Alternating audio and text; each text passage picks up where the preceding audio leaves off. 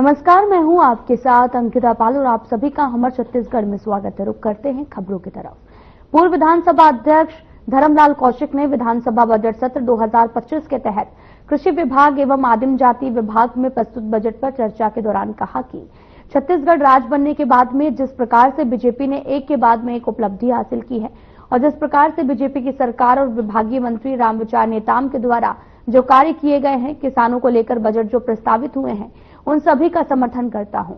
उन्होंने ये भी कहा कि जिस प्रकार से कृषि हमारे जीवन का आधार है, आज भी 80% जो आबादी है या तो कृषि पर निर्भर है या तो कृषि आधारित उद्योग के ऊपर निर्भर है। और साथ ही उन्होंने ये भी कहा कि आज धान की खरीदी में किसान आत्मनिर्भरता में पहुंच गया है। जितने धान के बीज की आवश्यकता पड़ती है, प्रदेश में बीज विकास निगम के द्वारा संबंधित किसानों से एग्रीमेंट करके उतना बीज का उत्पादन किया जाता है। और इसके साथ ही दलहन में भी हम काफी आगे बढ़े हैं। लगभग दलहन के बीज भी किसानों को देने में सफल हुए हैं।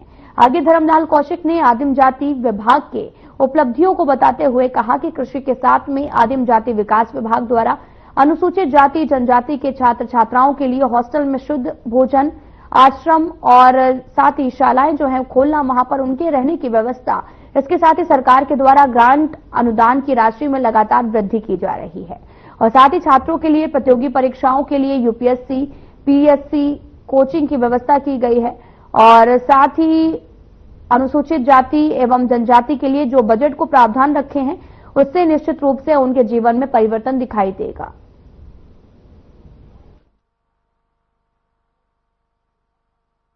कृषि विभाग एवं आदिम जाति विभाग में चर्चा प्रारंभ हुई बजट में, और चर्चा में ये बात जो बजट माननीय हमारे मंत्री रामविचार द्वारा प्रस्तुत की गई है, छत्तीसगढ़ राज्य बनने के बाद में जिस प्रकार से उपलब्धि को हम लोग हासिल किए हैं कि भारतीय जनता पार्टी की सरकार और हमारे विभागीय मंत्री के द्वारा जो कार्य किए गए हैं और जो बजट में अभी प्रस्तावित किए हैं, मैं उनका समर्थन करता हूं। जिस प्रकार से कृषि हमारे जीवन का आधार है, आज भी 80% जो आबादी है या तो कृषि के ऊपर निर्भर है या कृषि आधारित उद्योग के ऊपर निर्भर है। और 2001 में मुझे याद है 5 लाख मीट्रिक टन धान की खरीदी हुई थी, 5 लाख 7 लाख। आज 149 लाख की अधिक खरीदी हुई है। इसका मतलब है हमारे किसानों ने धान का उत्पादन अच्छा किया।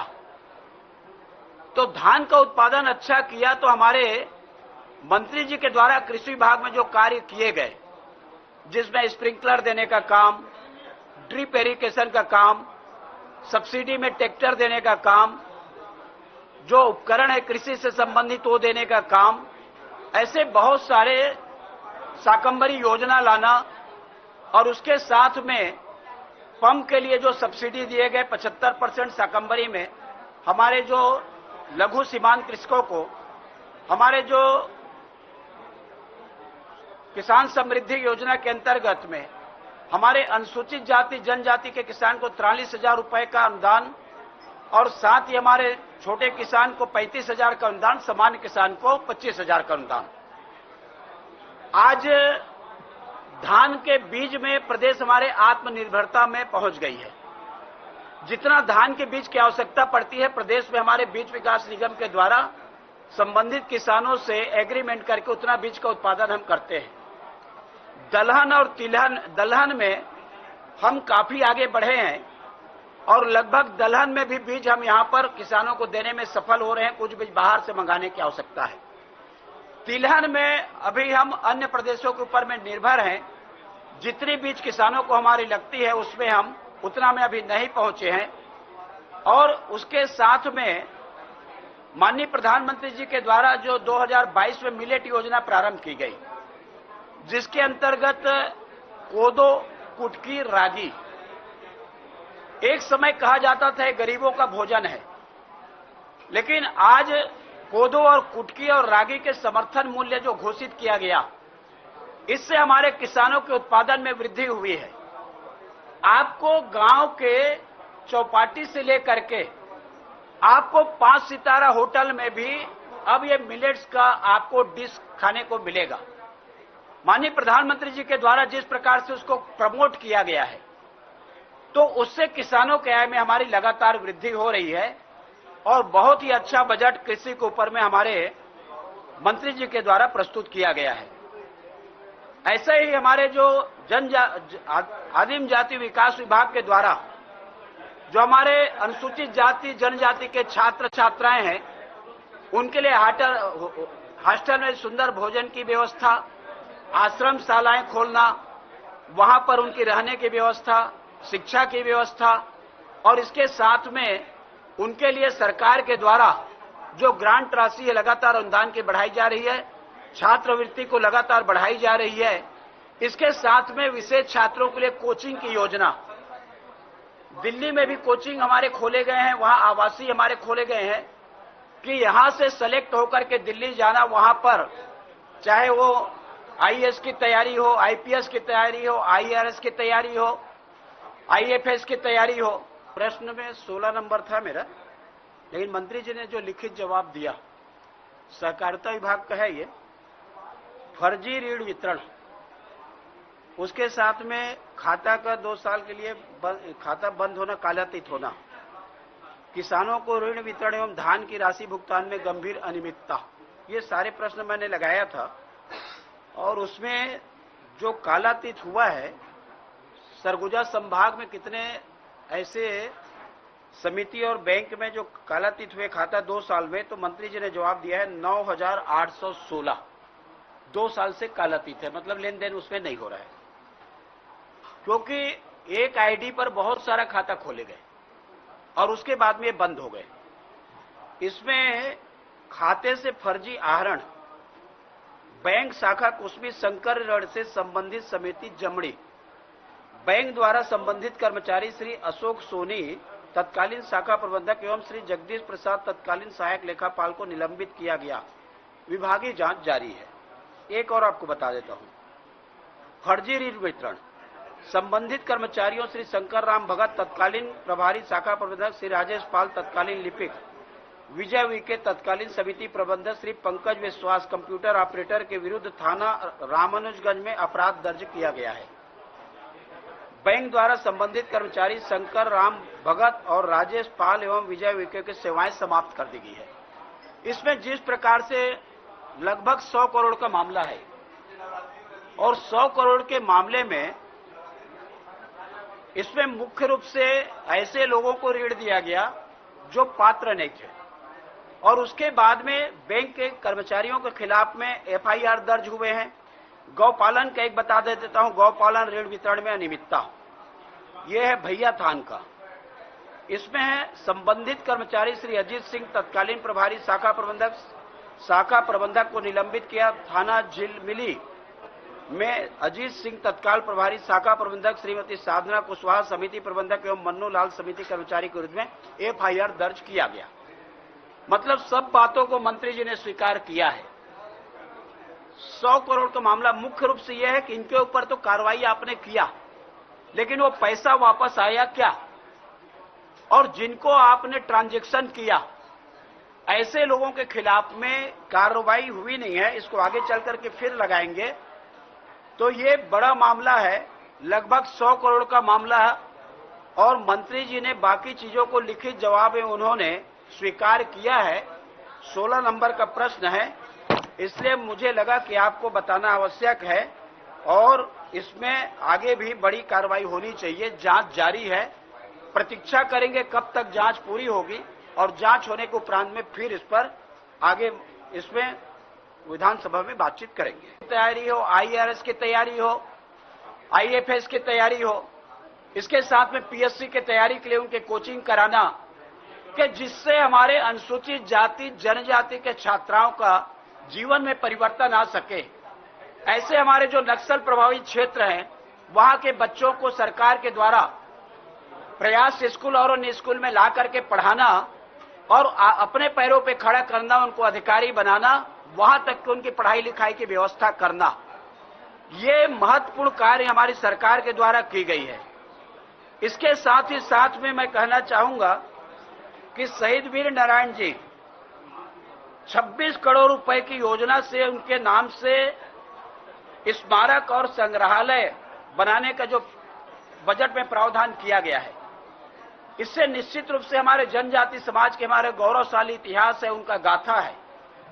इस संग्रहालय में हमको सबको देखने को मिलेगा, उनका इतिहास जो है वो हम सबको जानने का अवसर मिलेगा।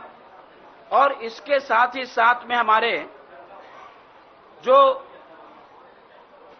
जनमन पीएम जनमन योजना और मुख्यमंत्री जी का नए योजना नियत नीलावार, हमारे आदिम जाति विभाग के द्वारा 17 विभागों को जो मिला करके सरकार ने एक ऐसी व्यवस्था बनाई है कि जो गांव सड़कों से कटे हुए हों वहां पर सड़क बनाना, जो गांव में बिजली नहीं वहां पर बिजली पहुंचाना, छात्रावास नहीं तो छात्रावास बनाना, उनके उचित मूल्य के दुकान बनाना, लेम्स के दुकान बनाना, उसके साथ में हॉस्टल बनाना और उसके साथ में सारी बुनियादी सुविधाएं पानी पीने से लेकर के शिक्षा की व्यवस्था तक, ये पीएम जनमन योजना और नियत नीलाधार योजना में सरकार के द्वारा जो इसमें बजट में प्रावधान किए हैं, निश्चित रूप से आने वाले समय में वो क्षेत्र में हमारे जो रहने वाले हैं उन लोगों के जीवन में एक बड़ा परिवर्तन हमको दिखाई देगा।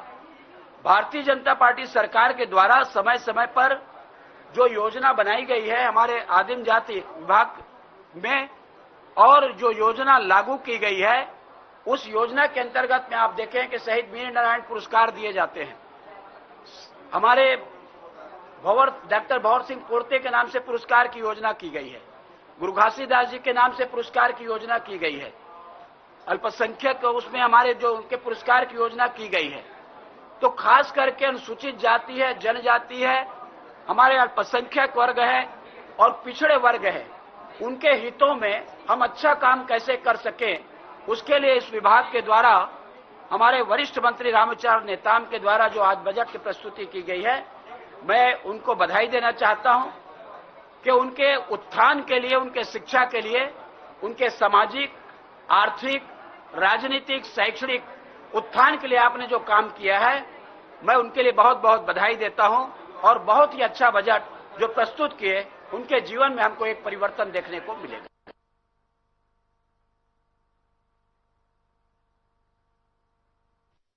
आगामी 30 मार्च को बिलासपुर में रहने वाले प्रवासी तेलुगु समाज द्वारा तेलुगु उगादी हिंदू नववर्ष का भव्य आयोजन किया जाएगा, जिसे लेकर तैयारियों को अंतिम रूप भी दिया जा रहा है। इसी कड़ी में आपको बताते चलें कि उगादी महोत्सव आयोजन समिति के साथ बिलासपुर के तेलुगु समाज के अन्य संगठनों के पदाधिकारियों की बैठक आयोजित हुई है। आयोजन समिति के अध्यक्ष वी रामाराव एवं सचिव एस साई भास्कर ने बताया कि इसमें आयोजन को वृद्ध स्वरूप देने के साथ ही बिलासपुर के रेलवे परिक्षेत्र के अलावा अन्य हिस्सों में रहने वाले समाज के एक एक व्यक्ति तक महोत्सव का आमंत्रण पहुंचाने और उनके द्वारा अधिक से अधिक संख्या में महोत्सव में शामिल होकर कार्यक्रम को सफल बनाने पर जोर दिया गया है।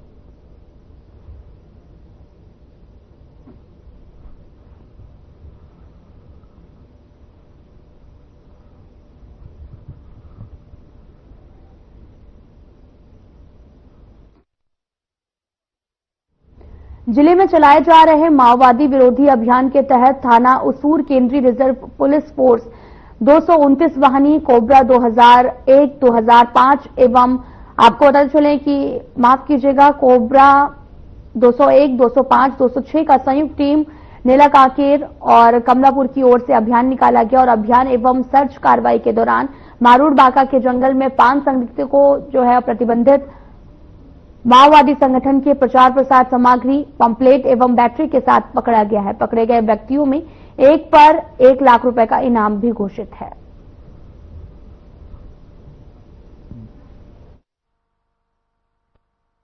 थाना उसूर केंद्रीय रिजर्व पुलिस 229 कोबरा 201, 205 एवं 206 की संयुक्त टीम नीला कांकेर, मारूड़ बाका, कमलापुर की ओर माओवादी विरोधी सर्च अभियान पर निकली हुई थी। अभियान एवं सर्च कार्यवाही के दौरान मारूड़ बाका के जंगल माओवादी प्रचार प्रसार की सामग्री, बैटरी आदि के साथ 1 लाख के इनाम DAKMS अध्यक्ष सहित 5 माओवादी गिरफ्तार हुए हैं।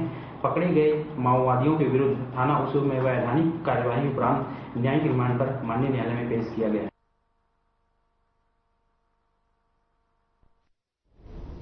खबर रायपुर से है, जहां पर द आर्ट ऑफ लिविंग महासत्संग का आयोजन हुआ। महासत्संग में सीएम साय शामिल हुए। सीएम साय ने अपना संबोधन दिया है। प्रेम से बोलिए सियावर रामचंद्र भगवान की। आज हमारे छत्तीसगढ़ प्रदेश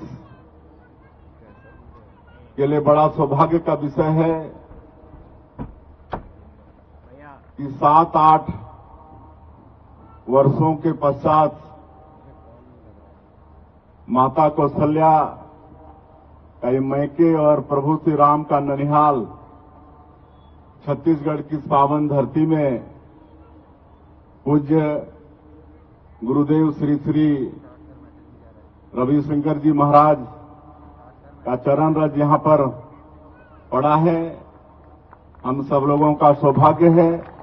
हम अपने तरफ से पूरे छत्तीसगढ़ की 3 करोड़ जनता की तरफ से उनको सत नमन करते हैं।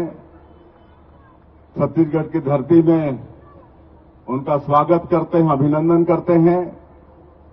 साथ ही आज के इस अवसर में सभी सज्जन वृंद, मातृशक्ति माताएं बहनें, युवा साथियों का, आप सब लोगों का भी प्रदेश के मुख्यमंत्री के नाते हम हृदय से अभिनंदन और स्वागत करते हैं। और पूज्य गुरुदेव जी के साथ आए जितने संत वृंद हैं, सज्जन हैं, उनका भी आज के इस अवसर में बहुत बहुत स्वागत, अभिनंदन करते हैं। और आदरणीय गुरुदेव जी ने अपने संस्थान का बहुत ही अच्छा नाम रखा है, the art of living. The art of living और सुदर्शन क्रिया के माध्यम से आज गुरुदेव देश में ही नहीं दुनिया में करोड़ों करोड़ों लोगों का, निराश लोगों का, सबका जीवन में परिवर्तन लाने का काम कर रहे हैं।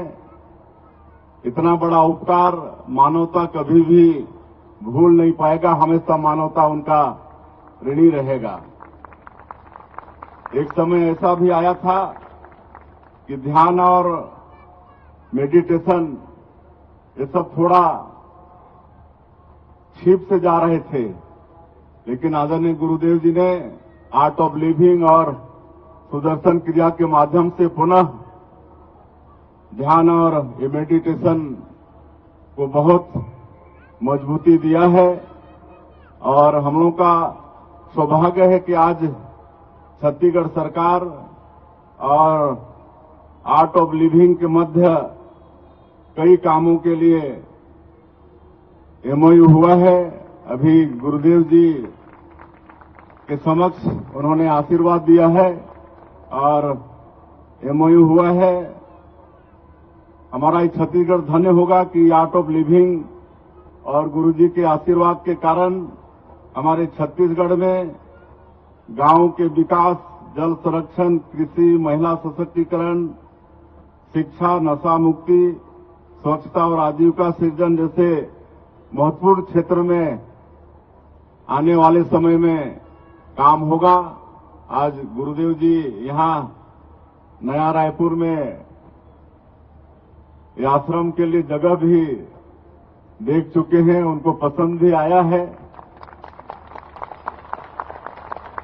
और निश्चित रूप से उनके आशीर्वाद से हमारे छत्तीसगढ़ में यहाँ के हमारे धान का कटोरा कहलाता है, किसानों का, माताओं बहनों का, अनुसूचित जाति जनजाति बस्तर और सरगुजा संभाग में जिनकी बहुतायत है उनका, हमारे युवाओं का, आज हमारा युवा पीढ़ी जो नशे की लत में पड़ रहा है, कई निराश लोग हैं, ऐसे सब के लिए गुरुदेव जी का आशीर्वाद बरसेगा और छत्तीसगढ़ का भला होगा। और मैं ज्यादा नहीं कहते हुए एक बार फिर से छत्तीसगढ़ की 3 करोड़ जनता की तरफ से पूज्य गुरुदेव स्वामी को नमन करते हुए उनका अभिनंदन स्वागत करते हुए और उनका आशीर्वाद छत्तीसगढ़ के ऊपर हमेशा बना रहे, छत्तीसगढ़ में खुशहाली हो, सबके घर में सुख समृद्धि हो, ऐसी कामना करते हुए मैं अपनी बात समाप्त करता हूं। आप सभी लोगों को बहुत बहुत धन्यवाद।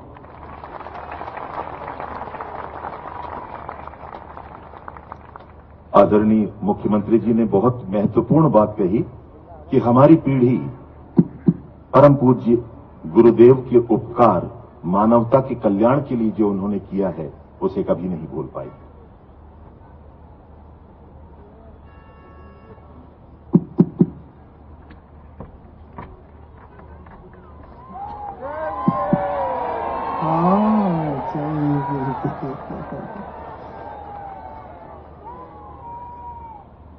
हाँ, मुझे ऐसा लग ही नहीं रहा है मैं 8 साल बाद आ रहा हूं,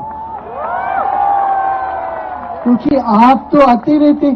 छत्तीसगढ़ के कुछ टुकड़े तो हम अपने बेंगलुरु आश्रम में भी है और दुनिया में जहां भी जाते हैं उधर भी छत्तीसगढ़ी, और ये कहते छत्तीसगढ़िया सबसे बढ़िया। ये तो हम सुनते आए हैं, काफी समय से ये सुनते आए हैं। और छत्तीसगढ़ का महोत्सव भी अभी हाल ही में पिछले साल होगा बेंगलुरु में किया था, और वहां जितने भी छत्तीसगढ़ के वासी थे सब आए, अपना प्रदर्शन किया, अपना भोजन के विभिन्न जो तरीके हैं उसका भी वहां पर उन्होंने कहा किया आप लोगों ने। और मुझे आज बहुत खुशी हो रही है कि यहाँ 200 से अधिक गांव से भी लोग यहाँ आए हुए हैं, दूर दूर से गांव से आए हैं।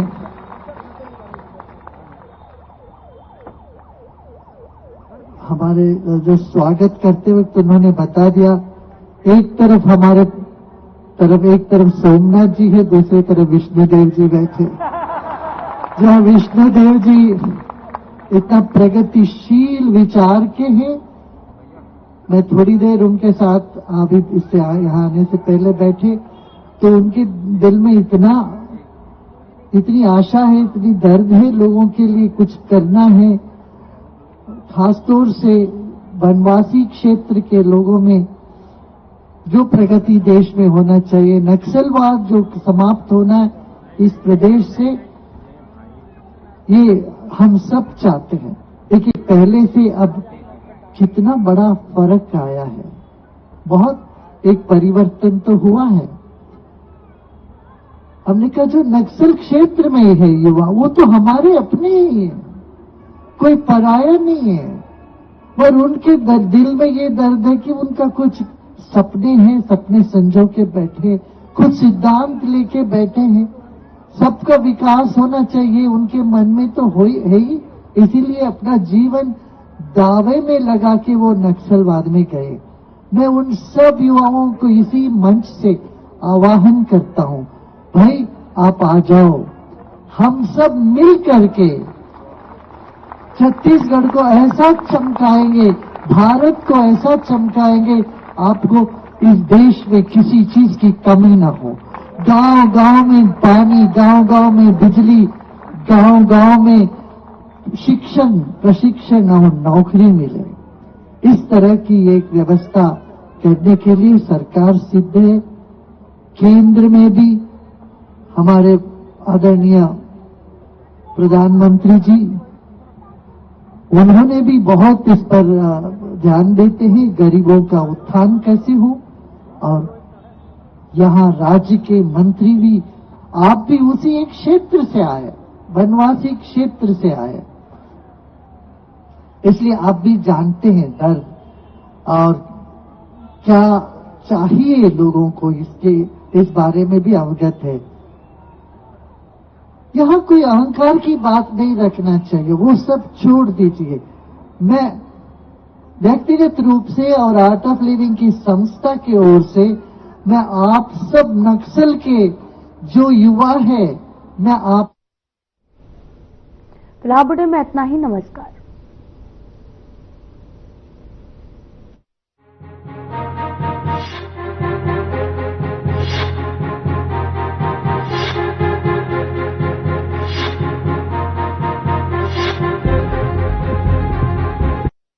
क्या रंग खिला